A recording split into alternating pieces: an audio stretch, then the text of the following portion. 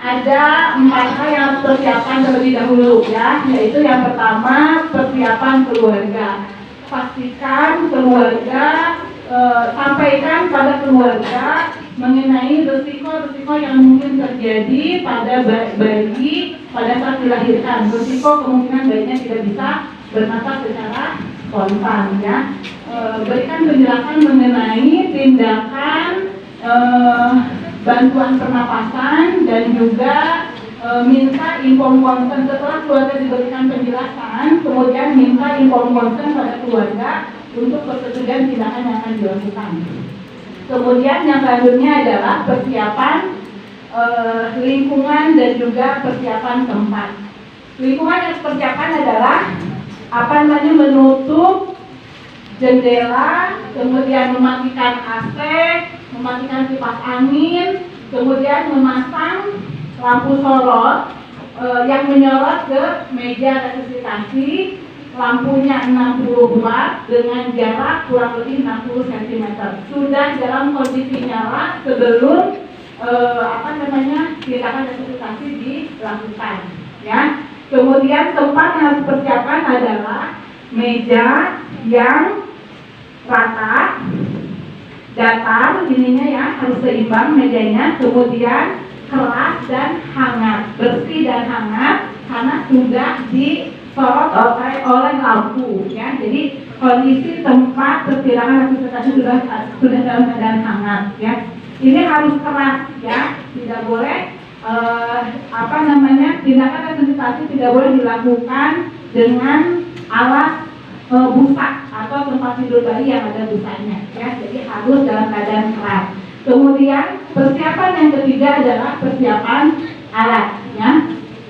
Alat yang harus dipersiapkan adalah ada 3 kain. Yang pertama kain ini kita siapkan untuk di atas perut ibu. Bisa kain atau bisa handuk ya. Kalau misalkan dalam APN di sini sudah ada handuk yang disiapkan untuk mengeringkan bayi ya. Kemudian yang kedua adalah kain untuk ganjal bahu bayi yang akan dilakukan resusitasi. Ganjal ini ukuran sekitar 3-5 cm ya. Memang kalau menggunakan kain permel, kalau seperti ini terlalu tinggi ya, lebih dari 5. Makanya kalau misalkan nanti Anda di tempat praktek, sebetulnya bisa aja Anda membuat dari seperti kayu ya, dibelit pakai kain kasa yang tebal. Kayu, tapi kayunya tipis gitu ya, tapi dibalut oleh kayu kasa sehingga ketebalannya itu kurang lebih 3-5 cm. Jadi Anda bisa aja menggunakan ketika ada bayi yang perlu tindakan resusitasi, Anda bisa menggunakan ganjal tersebut. Tidak mesti harus selalu menggunakan kain ya. Jadi ukurannya pun udah sesuai gitu ya, kurang lebih 3-5 cm daripada kalau misalkan menggunakan kain seperti ini. Kalau ini terlalu lebar juga. Kalau terlalu lebar nanti khawatirnya posisi bayinya nanti kurang pas juga, sehingga nanti akan mengganggu atau kurang dalam membuka saluran pernapasan bayinya ya. Oke, karena kondisinya ada ini, jadi saya menggunakan ini, tapi Anda harus paham bahwa yang digunakan adalah kurang lebih tebalnya 3-5 cm air dan 3-5 cm ya, dan ukurannya kurang lebih ya, ini aja hanya sebatas untuk ganjel aja ya, kalau ini terlalu lebar. Kemudian kain yang ketiga adalah kain untuk mengganti kain yang basah ya. Ini melipatnya seperti ini supaya nanti memudahkan kita untuk menutup bagian kepala. Oke, kenapa saya posisikan seperti ini? Jadi nanti pada posisi melakukan tindakan resusitasi itu, kepala bayi ada dekat dengan badan penolong. Jadi kepalanya ada di sini supaya memudahkan kita melakukan tindakan ya. Boleh miring ya seperti ini. Tetapi boleh seperti ini atau boleh juga gini, tapi yang dianjurkan seperti ini. Karena kalau kepala bayinya di sini, nanti pada saat kita melakukan tindakan, kita tidak bisa melakukan observasi dadanya. Karena pada saat melakukan tindakan resusitasi, kita sangat perlu mengobservasi dada untuk melihat apakah sudah ada pengembangan dada atau tidak, ada pengembangan dadanya atau tidak, gitu ya. Makanya posisinya seperti ini, supaya nanti tidak tangan penolong tidak menghalangi dada bayi, ya. Oke, seperti ini sudah disiapkan. Kain yang ketiga, kemudian selanjutnya adalah ada baju ganti, mungkin nanti untuk setelah resusitasi bayinya kita menangis, bisa kita pakaikan baju dabengko. Kemudian ada stetoskop, ya. Stetoskop ini untuk nanti menilai denyut nadi atau denyut jantung bayi, ya. Kemudian juga ada handphone, ya. Ada handphone di sini. Handphonenya sebetulnya bersih, sudah tidak apa-apa, ya, atau DPT. Kemudian ini ada beberapa selang. Ini sebetulnya kalau ada oksigen, ini lebih bagus lagi, ya. Ini untuk menghubungkan ke oksigen, ke tabung oksigen nanti sama ke ke ambudennya, ya. Ini kemudian di sini ada bak instrumen yang berisi ambube. Ini adalah ambube, ya. Oke, ambube ini ada reservoir atau reservoir. Ini bisa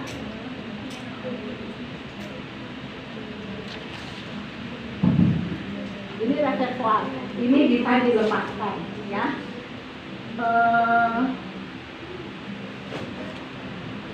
Kemudian ini balonnya ini katup, ini ada katup. Nah, kita pastikan ambube ini harus berfungsi dengan baik. Bagaimana caranya untuk mengetahui bahwa ambube ini berfungsi dengan baik? Sebetulnya kita bisa melihat dari katup ini. Tapi kalau dari kejauhan mungkin tidak bisa melihat dengan jelas. Nanti pada saat ada praktek masing-masing Anda bisa mengobservasi, memperhatikan, ya. Saya contohkan. Ketika seperti ini ada tahanan di sini, kemudian terlihat katupnya tuh naik, ya. Itu berarti kondisi ini dalam keadaan baik. Karena kenapa harus diperiksa? Kalau ambubenya rusak, bagaimana kita bisa melakukan tindakan resusitasi dengan baik, ya. Kemudian ini sumpuk. Nah, sumpuk bayi ini kita harus memiliki berbagai ukuran sumpuk, ya. Harus memiliki berbagai ukuran sumpuk. Ini juga bisa menentukan keberhasilan tindakan resusitasi. Kenapa? Ya, karena pada saat nanti kita akan memasukkan sumpuk ini ke mulut, dagu, mulut, dan hidung. Dagu, mulut, dan hidung bayi harus dalam keadaan tertutup rapat. Kalau misalkan sumpuknya ukurannya tidak pas, maka kemungkinan bisa jadi kalau misalkan bayinya kecil, sumpuknya terlalu besar, bisa jadi banyak rongga, banyak ruang, sehingga apa? Oksigen yang akan dimasukkan keluar, bukan masuk ke dalam mulut atau hidung, ya. Kalau terlalu kecil juga bisa jadi nanti tidak bisa menutupi mulut atau sampai hidung, sampai dagu, sehingga akhirnya oksigen yang kita masukkan juga keluar, gitu, ya. Ini bukan hal yang sepele, ini penting. Ukuran sumpuk ini sangat penting, ya. Jadi harus punya berbagai ukuran sumpuk karena akan menentukan keberhasilan tindakan resusitasi, ya. Ini kan ini kecil, ini besar, dan sebetulnya ini pun ukurannya ada yang bentuknya anatomis. Bentuknya anatomis, di sininya membentuk hidung, kemudian di sini mengecil, kemudian di sini melebar, ya. Itu bentuk anatomis. Itu lebih bagus lagi. Jadi menyesuaikan anatomis hidung, mulut, dan dagu bayi, ya. Kalau ini kan bulat. Kalau tidak ada yang seperti itu tidak apa-apa, tetapi ukurannya nanti harus disesuaikan dengan ukuran bayinya. Ada yang bayinya kecil, ada juga yang bayinya besar. Jadi harus disesuaikan ya. Oke, ini ambu B. Kemudian nah, oh iya, ketika ini tanpa menggunakan reservoir, oksigen yang dihasilkan hanya 40%. Oksigen yang dihasilkan ini kan menarik oksigen gitu ya. Oksigen yang dihasilkan hanya 40%. Tetapi ketika menggunakan reservoir ini bisa sampai 80%. Ya, oksigen yang diberikan. Semakin banyak oksigen yang dimasukkan kan semakin bagus ya. Semakin bagus sehingga akan mempercepat oksigen yang masuk ke dalam paru-paru bayinya ya. Akan lebih bagus lagi kalau ada tabung oksigen ya. Tabung oksigen dimasukkan ke sini, ini salurannya ke sini, kemudian ini dimasukkan ke tabung oksigen ya. Jadi tabung oksigen dinyalakan, ini sudah ke salur oksigen ke sini, akan lebih maksimal lagi. Oksigen bisa 80-100%. Ada oksigen yang masuk ke dalam mulut bayi ya. Oke, ini ambu B. Kemudian alat selanjutnya adalah penghisap, bola penghisap ya. Penghisap lendir ya. Jadi jangan salah. Ada penghisap lendir dili. Kalau misalkan Anda pernah melihat misalkan di ATM hisap misalkan lendir dengan dili ya. Penghisap lendir dili adalah yang seperti ini. Kalau ini namanya adalah bola penghisap lendir. Ini kebetulan yang bisa dibuka. Ini bisa disterilkan. Kalau misalkan Anda pernah lihat di lab, ada juga yang warnanya merah ya, dan tidak bisa dibuka. Nah, kalau yang seperti itu disposable ya, sekali pakai buang sebetulnya. Karena apa? Kan ketika kita menghisap lendir, itu kan di dalam itu berarti di sininya tuh banyak lendir bayi. Kalau misalkan mau dipakai lagi ke bayi yang lain gimana? Kan pasti akan, apalagi kalau misalkan sempat ada pengambilannya salah, sempat terdorong masuk ke dalam mulut atau hidung bayi, maka lendir yang ada di dalam sini bisa malah masuk gitu ya. Tapi kalau seperti ini masih bisa dipakai ulang, disterilkan dengan dicuci bagian dalamnya ya. Tapi walaupun bisa dipakai lagi, ini tidak bisa banyak juga ya, tidak bisa sering gitu ya. Maksimal 3-5 kali bisa lah dipakai gitu ya. Karena walau bagaimanapun ini bahannya dari karet ya. Jadi walaupun bisa disterilkan, tetapi tetap ada batasan penggunaannya ya. Oke. Ini cara menggunakannya ketika nanti menghisap adalah pada saat gini kan. Jadi pada saat kita mau menghisap di mulut atau di hidung itu dalam bentuk kitanya gini dulu. Jadi posisikan tangannya gini, baru nanti hisap. Buang lendirnya, jangan gini. Nanti kadang-kadang suka refleks apa gini, buang. Nah, itu kan berarti mendorong nanti. Kalau gini, mendorong lendir semakin masuk ke dalam. Jadi harus hati-hati. Posisi buang, kemudian tarik. Buang, tarik lagi ke hidung atau ke mulut bayi ya.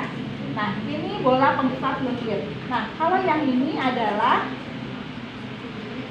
penghisap lendir dili. Tekniknya ini dimasukkan, kalau misalkan menggunakan penghisap lendir dili seperti ini, batas maksimal memasukkan di mulut 5 cm, di hidung 3 cm memasukkannya ya. Gak boleh kalau dulu itu sampai masuk ke dalam. Kenapa tidak boleh? Karena di dalam tenggorokan sini ada refleks vasovagal. Kalau misalkan tersentuh bisa menyebabkan denyut jantung melemah atau bahkan berhenti, dan bisa menyebabkan kondisi bayi meninggal, bukannya tertolong kalau refleks vagal tersebut tersentuh. Makanya harus hati-hati ya. Maksimal kalau di mulut maksimal 5 cm, kalau di hidung maksimal 3 cm ya. Kalau menggunakan penghisap lendir dili, ini yang masuk ke hidung ada lubangnya sedikit. Nanti diharapkan ini nanti lendirnya akan masuk ke sini, dan ini untuk menghisap. Dihisap sambil ditarik keluar. Ketika kita menghisap, selangnya ditarik keluar. Supaya apa?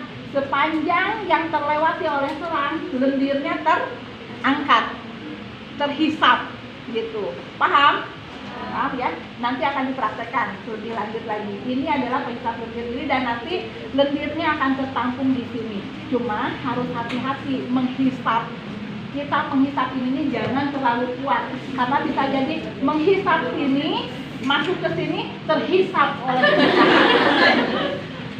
Ya, harus hati-hati makanya ya, jangan terlalu kuat menghisapnya. Oke, paham ya? Ini penghisap ini. Kemudian ada bengkok tadi dan juga harus disiapkan jam tangan. Ya, jam tangan ini bukan untuk melihat pada saat kita melakukan tindakan, bukan, ya. Tetapi untuk mengetahui sudah berapa lama kita memberikan tindakan pada bayi, gitu. Karena apa? Pada saat melakukan tindakan mungkin ada yang sudah baca daftar pilih, ada kita melakukan ventilasi itu 20 kali dalam 30 detik. Bukan berarti 30 detik kita melihat jam terus, bukan. Ya, karena fokus pandangan kita nanti harus ke dada bayi. Jadi jam di sini kita perlukan untuk sampai sejauh mana, sudah berapa lama kita melakukan tindakan resusitasi tersebut, ya. Oke, yang selanjutnya ada kipas angin. Ada lampu sorot ya, jangan lupa di sini karena tidak ada lampu sorot. Kemudian lupa juga, ini seharusnya ada nanti kalau ujian atau apa harus perhatikan, siapkan ember buat nyimpen kain kotor, karena walau bagaimana nanti kadang-kadang suka bingung kan ini simpan di mana ya kalau tidak disiapkan. Ini lupa sertifikat embernya ya. Begitupun dengan biasa standar larutan klorin, larutan DDT ya, gaspol. Ya itu standar ya. Oke, itu untuk persiapan alat. Persiapan diri penolong tidak disiapkan APD ya, lupa saya. APD-nya tidak ada ya. Persiapan penolong adalah menggunakan APD. Apa saja yang digunakan? Seperti biasa standar ya. Apalagi sekarang biasanya menggunakan gaun ya. APD standar berapa? 2 ya. Tutup kepala pakai masker ya, kacamata, kemudian pakai gaun ya. Kalau dulu kan misalkan kalau mau kondisinya ini pakai barang crop, tapi kalau misalkan kondisinya seperti sekarang pandemi, standarnya menggunakan gaun ya. Karena walau bagaimanapun ketika kita menolong bayi, tetapi kan kita tidak menolong ibunya gitu ya. Jadi harus lengkap APD-nya ya. Seperti itu persiapan diri penolong. Mohon maaf, APD-nya lupa disiapkan, lupa minta tadi, sehingga saya tidak kalau misalnya ini harusnya persiapan penolong menggunakan APD, ambil dipakai APD-nya ya. Oke. Nah, udah itu persiapan tadi 4 persiapan keluarga, persiapan lingkungan dan tempat, persiapan alat, persiapan diri penolongnya ya. Dan sekarang kita akan mulai untuk tindakan resusitasinya.